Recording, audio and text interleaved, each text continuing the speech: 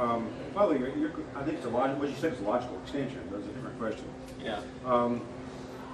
The good thing about being a new CEO, it's like proofreading. If you've ever proofread somebody's paper, like the Times used to do that in the old days, they used to proofread stuff. Make sure they didn't have typos. You know, back when they were one of the girls writing newspapers.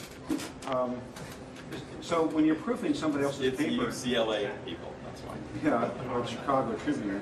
But you know, when you're proofing someone else's paper, you can find typos that the writer didn't find, even though they read it 6 times. But fresh eyes help you see things from a different light. That's what a new CEO brings, and that's what I hope to bring to the MTA. The bad thing, though, about being a new CEO is I don't know very much. I recall that discussion back when the MTA was installing it. I've never seen it on a bus, the buses I've ridden so far, and so I don't have much information about it.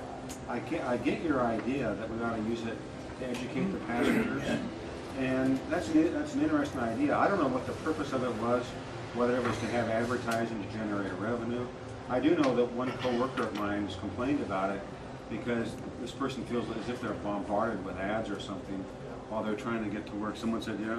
So this person finds them very annoying.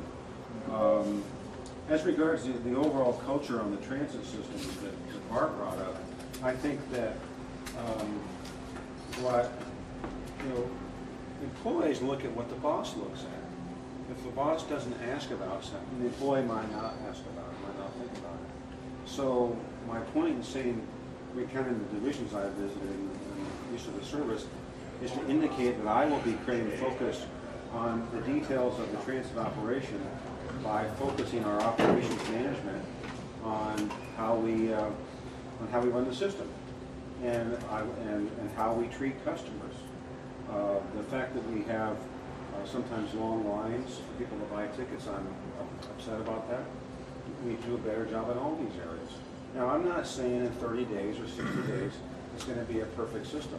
What I am saying is that I'm going to be endeavoring to get a much more focus on delivering better transit service, delivering better capital projects, and doing a better job of working with customers, but also with other parts of LA County and other parts of Southern California. That's a lot of work, so it's not going to happen overnight. Any other questions? We're about 10 minutes to go into the discussion. Go to Stephen over here. I forgot your name. Derek. And what's your name in the back? Gregory. Gregory? All right. Gregory, right. All right. The Metro's a really large organization, and it must be a formidable task to keep all those departments together. And we hear often about different departments such as planning or funding or operations. But we don't hear much about the information department, the IT department, the connectivity department, if you will. And I think it might be because they're not really connected or dialed in. I know that it's literally impossible for us to engage the Metro from the streets, from any different mechanism, if you will. So, for example, Metro tweets out, but we can't tweet back in. We can't respond. In other words, the technology is there for the average 14-year-old to do just about anything he wants to do to control the universe.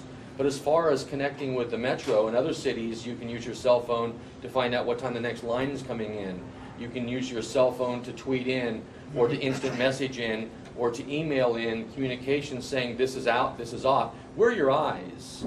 We're a million pair of eyes every day, is it? Are seeing, you said a million, is it a million boardings a day? A third. Okay, we're seeing the stuff you'll never get to. You'll just never get there. It's statistically impossible for you to work the system the way we do. But what do we do with that information? And we train people down. Because even those that go all the way to the board meeting, so pissed off, that's it. That's the last straw. I'm going to go all the way to the board, and crickets chirp. And that's anecdotal, but at the same time, my challenge to you would be, who is the person that's leading the Metro to the promised land with regards to connectivity, with communication? Having just come back from Australia, Melbourne, Sydney, and then Brisbane, there's a dozen different ways to get around and a dozen different ways to communicate, and it goes both directions. And so we're getting statistical analysis at the escalators of performance. I'm asked by my town council to get them data for planning and land use issues of boardings in the neighborhood. They can't find them. I'm sure this stuff exists, but it's so obtuse. And this is commentary, I suppose, in a bad question. I apologize. Connectivity, what can we do to place that up there internally and then with the community? Well, and the first level of issue you raised was obtaining real-time service data. On your BlackBerry, you should be able to do that. OCTA just completed a project to that effect. I would expect MTA to move into a leadership role and do these things as well. We just went on to Google, what, a month or two ago. You know, again, we did that in Orange County last year.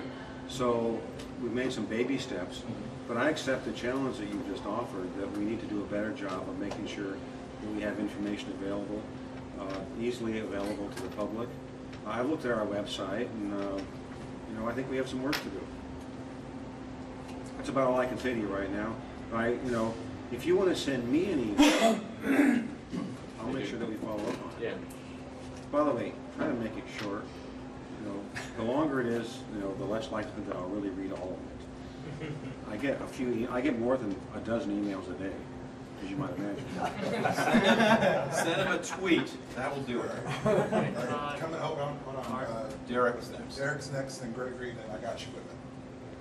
It's clear from tonight in your presentation, the questions, you have a lot on your plate between the operations and the campaigns.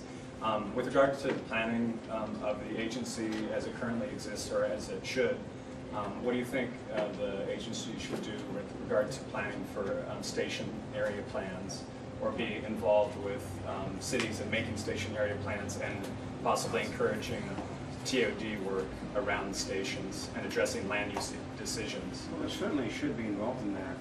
I'm not sure what prompts the question, but I think that we need to do a better job of outreach to cities. Whoever you're going to do a project, whether it's a rail project or high-speed rail or whatever it might be. The general proposition, I would assert that. We've certainly done some joint development recently in a number of locations around the area, near train stations where we happen to have land. So, you know, I think we ought to be an active partner with host cities and with host communities. We ought to be, I think we need to do a more active job in community relations and outreach, especially on capital projects and planning projects. You know, when you're in the late stages of the capital program, you know, a lot of decisions have already been made. So you got to, you know, the real time to get involved in some of those discussions is years before you start, right? Has that typically been done on projects? I know on the subway to the sea line, Tortigalis is involved in helping with LA city planning to do station areas, maybe. But has that been done on previous lines and on? I certainly see evidence that it's been done. Whether we can improve or not, I guess, is the question. Yeah. We can always improve. And what MTA employees will discover for me is that I tend to be fairly intense, and I expect them to be intense, and I expect them to be looking for input, even if it's dissonant. It doesn't bother me if somebody disagrees with us or is upset with us. That's their right. I want to know what city councils are thinking, or planning councils, and I want to be out there engaged in dialogue with them. You know, and I intend that we're going to do that for highway projects, for light rail projects, for bus projects, for all of it. So we want to use the governance councils that are out there, as well as the COGs. I want to strengthen our outreach to the local COGs and to all the cities, not just City of Los Angeles. All right, we got about less than 5 minutes to go. Gregory, could you zero in on the question? I can probably get it with it, possibly one more, so go ahead. I would like to second the idea that we need a process, a coherent process to get our information to you. We who use the system, and for example, I have a dozen ideas I'd love to share with you about how to improve, in some cases, service, in some cases, infrastructure, in other cases, how to promote MTA. Maybe an online suggestion box, an opt-in process of MTA.net. And here's just one example of the kind of idea that I see.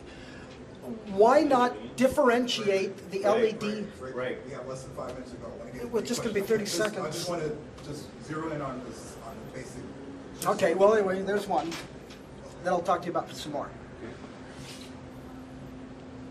I'd give you my email address by the time to post it. I'd be deluged. I won't share with you. Noble R. At Metro. Yeah, send it to Snowball Wire, that's a good idea.